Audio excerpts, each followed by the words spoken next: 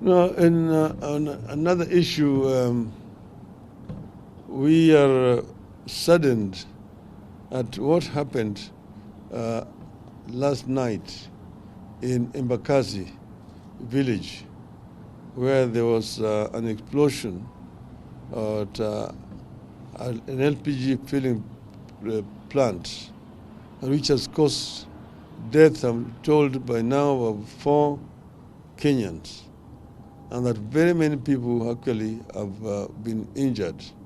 We're told that people have different degrees of burns who have been treated at different institutions belonging to the Nairobi County government. We say pole to the families of the deceased and those who have been injured.